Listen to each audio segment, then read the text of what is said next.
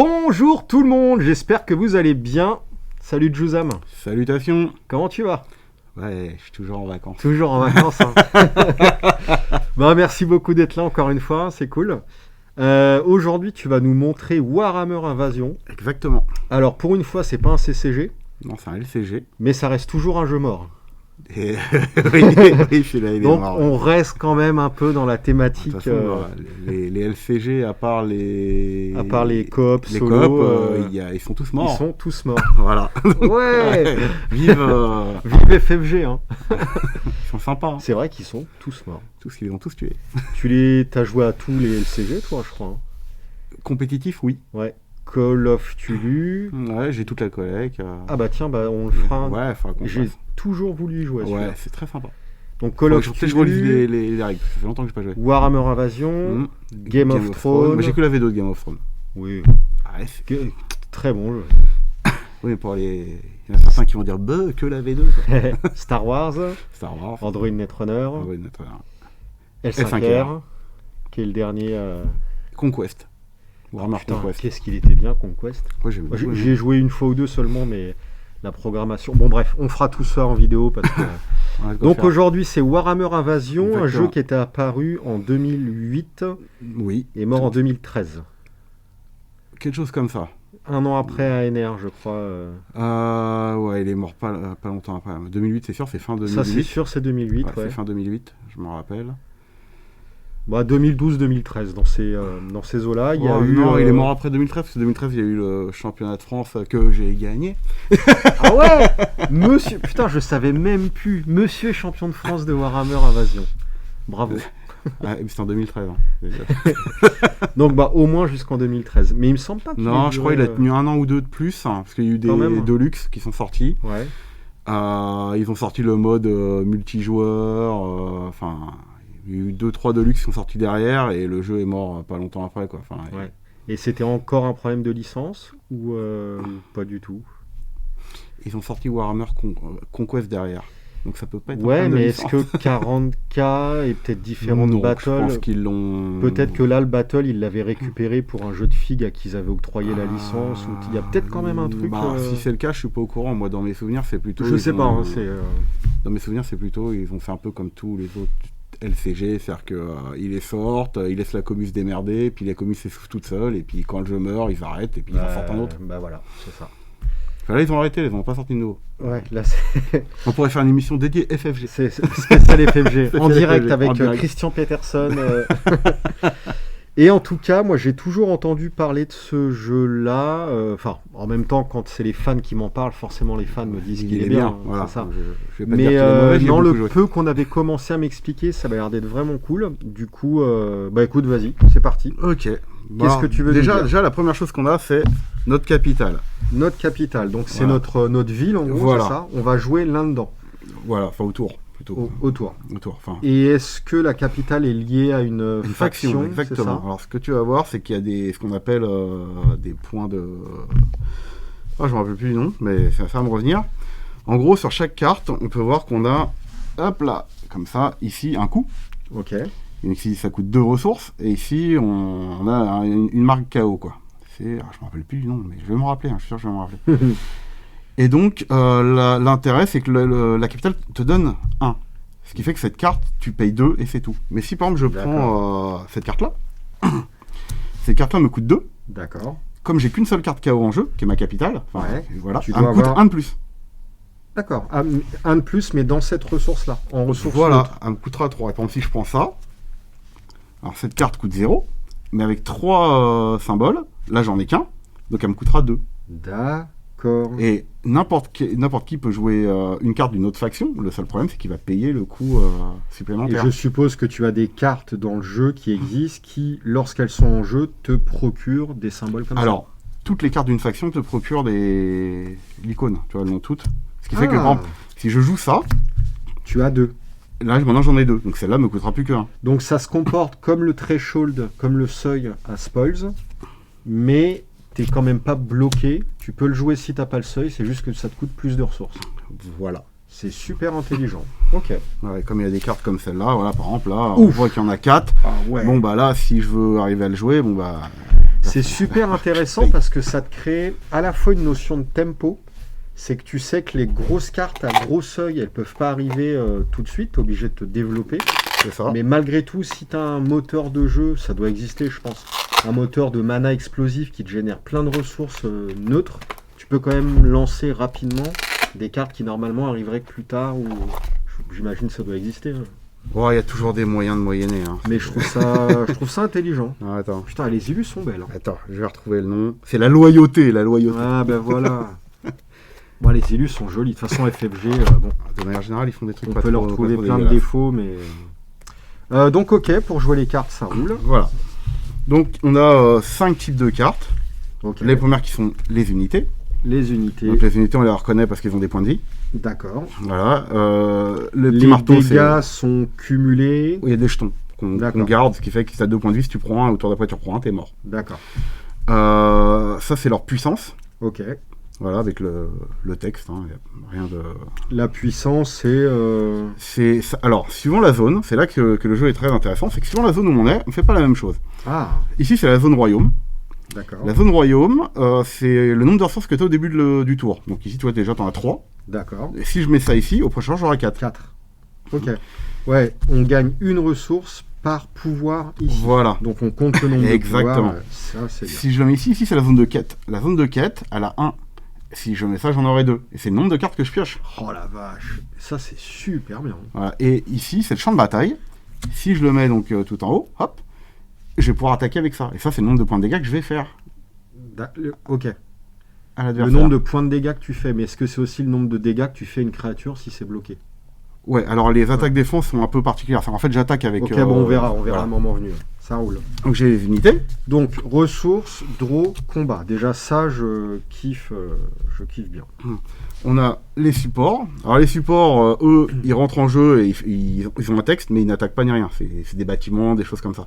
C'est pareil, ils ont du pouvoir qui permet d'augmenter. Et tu le mets, du coup, dans l'une des 3 zones quand Exactement. ça arrive en jeu. Exactement. Et est-ce que toutes tes cartes peuvent être déplacées ou Non, seulement... ça ne bouge pas. Ah, d'accord. Il n'y a que l'Empire, la faction Empire, qui a des cartes qui permettent de bouger les cartes facilement. D'accord, donc ça arrive en jeu, tu le mets dans une zone Voilà. et ça ne bouge plus, Et ça ne bouge sauf plus. cas particulier. Voilà. D'accord. Alors, un soutien, support, aucune raison de le mettre en champ d'attaque parce qu'un soutien n'attaque pas. N'attaque pas.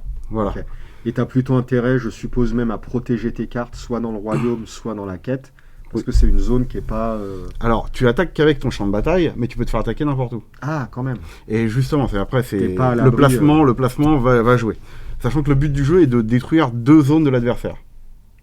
Et détruire les zones de l'adversaire, c'est éliminer tout ce qu'il y a dedans. Non, c'est Non. juste, tu mets des points de dégâts sur la zone, et quand la zone a pris 8 points de dégâts, elle est détruite. Ok, d'accord. Après, il y a des moyens de monter les points de vie, les baisser, enfin, il y a... Ouais. Mais une fois qu'elle est détruite, elle est détruite. On peut plus même si on lui donne des points de vie, c'est trop tard. D'accord. Après, on a les tactiques. Les tactiques qui sont des éphémères. Hein. Mhm. Tu le joues et voilà. De toute façon, il y a écrit action. À chaque fois que tu peux jouer une action, tu peux la jouer, quoi. C'est Ok. pareil pour ça, voilà. Action, tu le joues. Donc celui-là, il a un effet d'entrée en jeu, donc ça change rien. Celui-là, c'est pareil, tu vois, c'est une action. Fait qu'au moment où je trigger l'effet, je peux le déclencher, peu importe le tour, à partir du moment où j'ai une fenêtre d'action pour le faire. Ouais, ok. Ensuite, on a les quêtes. Alors, les quêtes ne se mettent que dans la zone de quête. D'accord. Voilà. En général, elles ont tout un effet avec écrit quête dessus, qui veut dire que l'effet quand il y a écrit quête ne se déclenche que si tu es dans la zone de quête. On a d'autres cartes comme... je vais bien en avoir une. Voilà, celle-là. Elle écrit Battlefield. Donc son effet ne se déclenche que quand elle est dans la zone Battlefield. Ok. Si je la mets ici, son effet ne se déclenchera jamais. Ouais, ça roule. Ensuite, les quêtes, elles ont des effets, et souvent les quêtes ont un effet particulier qui est quand il y a une unité qui quête. Donc pour une unité qui quête, c'est-à-dire qu'en fait, quand je déploie une unité, je la mets sur la quête, et elle est considérée comme étant en train de faire la quête, quelque part. D'accord. Et du coup, là, je peux faire l'effet de ma quête. Si une unité meurt, l'effet de la quête ne marche plus. D'accord. Voilà. En général, c'est précisé dessus, Et mais... faire une quête, c'est être dans la zone de quête ou être Sur la quête. cette quête-là sur la quête. Ça fait que si je D'accord. joue ça et que je joue la quête après, bah, c'est foutu. Ok. Faut que je rejoue un... Et si tu joues ça, que tu joues ça après, et qu'il y a une autre quête qui arrive, est-ce que tu peux Non. mettre sur... Non, c'est Non. vraiment affilié qui bougera plus. L'Empire. Eux, ils bougent beaucoup, ils peuvent faire D'accord. ce genre de choses. Et le dernier type de carte, le plus puissant, c'est les Legends, Ouh. qui elles se jouent sur la capitale, donc tu peux en avoir qu'une en jeu à la fois, Ah. et tu vois, donnent de la force dans toutes les zones. Oh putain, d'accord. Ah oui, c'est la légende de ta ville, quoi. Voilà, donc ça c'est... il attaque, il donne... Et donc, pour détruire une légende, on peut attaquer la légende à la place d'attaquer une des zones. Voilà. Et tu dois faire 3 pour la tuer. Voilà, il a 3 points de vie. Sachant que tu attaques une légende par une zone, quand même. Ce qui fait que les unités peuvent quand même la défendre. Ouais, ok. Donc tu vas chercher à l'attaquer par une zone qui est faible.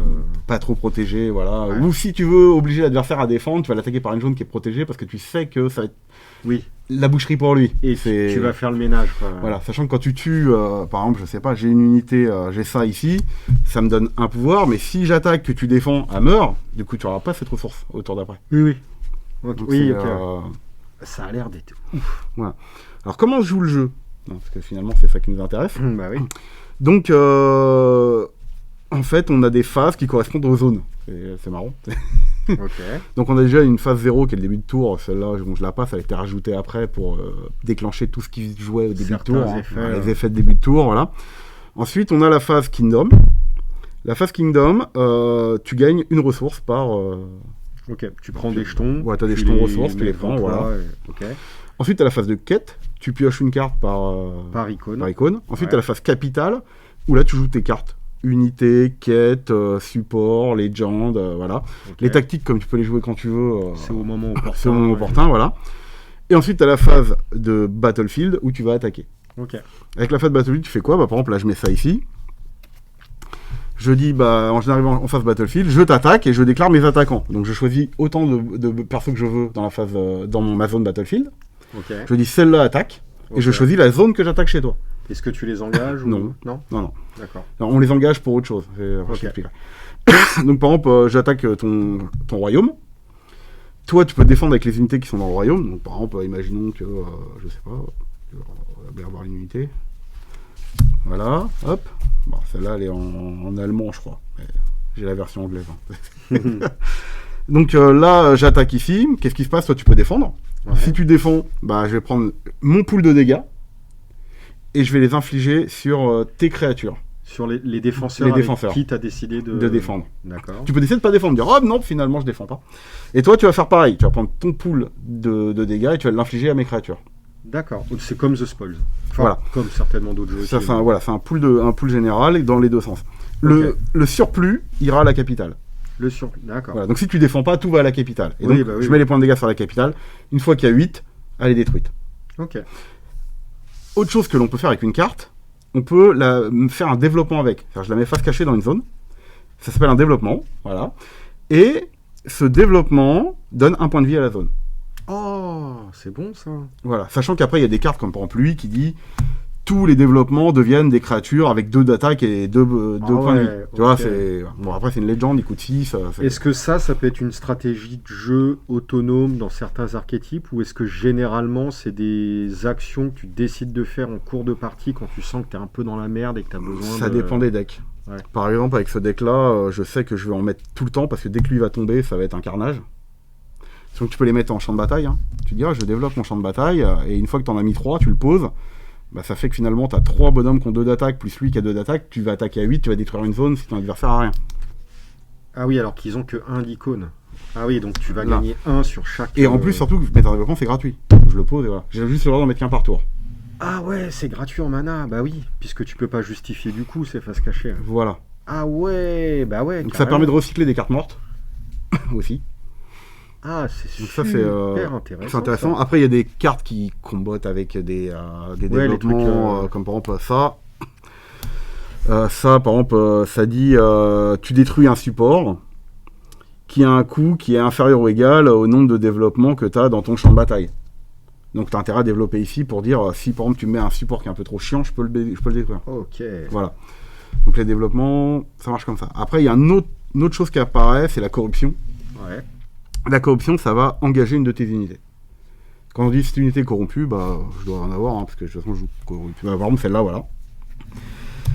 Celle-là dit je choisis une unité, elle est corrompue, et elle prend 2 points de dégâts. Ouh. Non, pardon. Si cette unité, je confonds avec une autre carte. Then that unit deal damage equal to the power. Voilà, en fait, je corromps une unité, elle inflige sa force à une autre unité. Donc par exemple, quand il y a ça, jusqu'à 4 marteaux. Lui, il est battle finally, donc il peut aller qu'en champ de bataille, hein, heureusement. Donc ça, tu le corromps, donc ça l'engage, et tu fais 4 points de dégâts à quelqu'un, qui est très fort. Au début de ton tour, en phase Kingdom même, tu peux redresser une unité. Ah ouais, donc, seulement une. Voilà, et une unité corrompue ne peut ni attaquer ni défendre. Ok. Ah ouais, donc corrompre, c'est... Est-ce que tu peux corrompre plein de fois sur un tour donné? Du genre pour vraiment ralentir sur j'ai envie de dire, si tu vois, par exemple, imagine, j'en ai 3 en main, je peux jouer les 3. Je te compte 3 unités. Ah ouais, ça c'est chaud ça. Après, celle-là, je joue beaucoup en combo avec ça. C'est-à-dire, je compte ma propre unité et je te mets 4, tu vois. Ouais. Parce qu'il y a des races où il n'y a pas de gros sorts. Par exemple, les nains, ils ont souvent beaucoup plus de points de vie qu'ils ont de force. Et oui, ils ont des gros tanks, donc c'est pas très intéressant. Et toi, l'intérêt de jouer un truc comme ça, c'est que tu es sûr de ta cible. Tu n'attends pas que le mec veuille bien bloquer. Voilà, je tue un truc. De toute façon, là, je te montre des cartes de mon deck KO et c'est un jeu qui est très contrôle, qui se base sur la destruction des cartes adverses. Ouais.